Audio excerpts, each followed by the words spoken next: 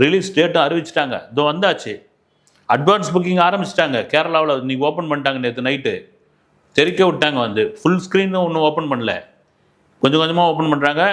கர்நாடகாவில் சொல்லவே தேவையில்ல. பெங்களூரில் கவுண்டர்லேயே புக்கிங்லேயே 1000 ரூபா 1500 டிக்கெட்டு சோல்ட் அவுட்டு.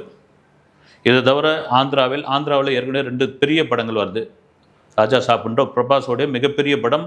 அந்த படம் வந்து பிரபாஸோடைய மார்க்கெட்டை வேறு லெவலுக்கு கொண்டு போகும்போது பிரபாஸ் பேன் இண்டியா ஸ்டாராக இன்னும் நிலச்சி இருப்பாரா இல்லையான்ட்டு இந்த ராஜா சாப்பிட்டா முடிவு பண்ணும் அப்படின்போது அங்கே அந்த 2 படங்களுக்கான தியேட்டர்ஸ்லாம் போன பிறகு மற்ற ஜனநாயகன் கொடுப்போம், ஜனநாயகடு அப்படின்ற பேரில் வருது. குறிப்பாக கேரளாவில் வந்து எஸ்எஸ்ஆர் என்டர்டைன்மெண்ட் அப்படின்ற ஒரு நிறுவனம் தான் அதை வாங்கியிருக்காங்க. அவங்க என்னென்னா தொடர்ந்து கேரளா கவர்மெண்ட்டுக்கிட்ட வச்ச கோரிக்கை என்னென்னா, இந்த வெடிகாலம் ஒரு 4 மணிக்கு கொடுங்களேன் இந்த பர்மிஷன் இந்த படத்துக்கு அப்படின்னாங்க. கிடையாதுங்க, அதுக்கு வாய்ப்பே இல்லை அப்படின்னு ஒன்று 6 மணிக்கு சொல்லவே தேவையில்ல. விஜய் மீது பெரும் பாசம் கொண்ட ரசிகர்கள் கூட்டம் சேட்டன்கள் உள்ளே இறங்கிடுவாங்க. இது தவிர பார்த்தா தமிழ்நாடு பார்டர் நகரி, புத்தூர், திருப்பதி, ரேணிகுண்டா இங்கெல்லாம் எப்போ சாமி ஓப்பன் பண்ணுவீங்கன்னு அங்கே பார்டரில் இருக்கிறவங்கள தமிழ் ரசிகர்லாம் ஒரு பக்கம் காத்துக்கிட்டு இருக்காங்க.